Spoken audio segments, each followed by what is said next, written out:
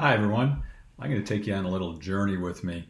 A little background. I'm one of those folks that are very, very sensitive to perfumes, fragrances, those types of things, and they kind of drive me crazy. It's here, it's here. It's just bad stuff. And so I'm going to take you. The journey I'm going to take you on is with my experience with Mitchum.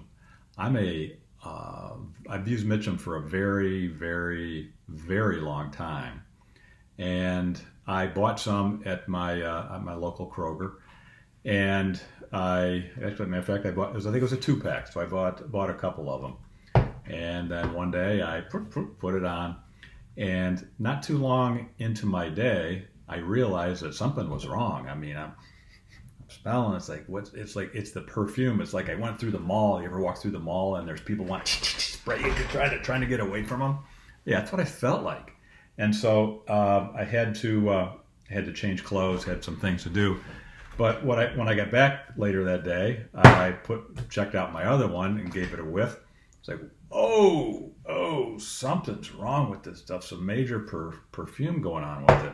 And so I figured maybe I got a bad batch. It was mislabeled as their, perfume enhanced deodorant. I'm not sure. So then I was out of town, and I was in Chicago, and I bought this one, the smaller size, the 2.25 ounce one at a Walgreens in Chicago. Open it up, and same stuff. It's laced with perfume. So I was really confused at that point as far as what's going on. So I opened up Mitchum online, sent them a little feedback. Matter of fact, I did a screenshot before I sent it, just for kicks. And here's what I told them. I said, I'm a longtime Mitchum user of the Unscented Gel. I bought 2 of them at the Kroger in Waterville, Ohio. They are both scented. I put it on without even considering it would be contaminated. I'm really allergic to perfume. You trying to kill me? I had to throw away the shirt I was wearing. Then I bought another one at Walgreens in Chicago. It's contaminated too. What are you doing to fix the problem? What are you going to do for me? Why wasn't there a recall issued? Why didn't you and Kroger contact customers instantly to let them know? Kroger has my purchase history and contact information. I was just saying, it's like, hey, this is a pretty big deal. When you're selling these types of things to folks that have issues, so they have allergies, they have fragrance sensitivities, that someone should have been letting them know like right away, because the electric eye in the sky knows all about our purchase history, and they can get a hold of us instantly. So what they did was they sent me a little envelope. They responded back. It was a very kind gesture on their part. They got a hold of me right away, which was nice. And this is from Revlon. So Revlon is the producer. Revlon and Elizabeth Arden are the producers of the Mitchum brand. And it says, thank you for your recent comments from our website. We are indeed sorry to learn the experience you attribute to the Mitchum Triple Odor Defense Antiperspirant Deodorant for Men Gel. It's really long title, but we're glad to have the opportunity to assist you. First, I got a kick out of it where it says, we're indeed sorry to learn of the experience you attribute to Mitchum.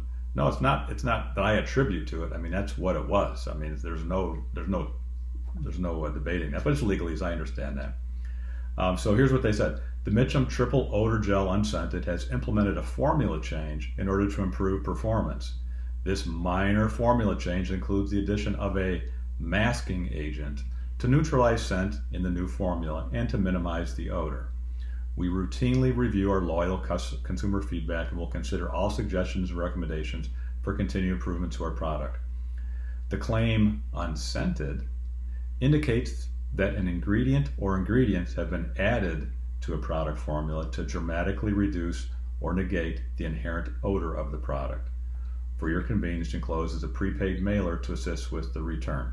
So as they're handling it well. The problem is they contaminated what they had in the past. Matter of fact, I pulled out an old one, and I must have had it in a travel pack or something.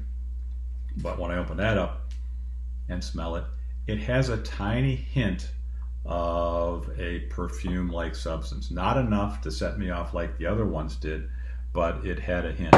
So now I was at a pretty difficult situation. I have the the deodorant that I've been using for my entire life, and all of a sudden I'm not able to use it. So now I've been on a quest to find an unscented deodorant that's going to work for me. Antiperspirant, I should say, antiperspirant deodorant.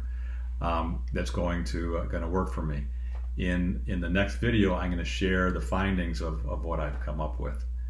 If you like the content that you're receiving right now, and in the future, please feel free to like and subscribe to these series of videos. Number one, so you can be able to see the ones that are coming.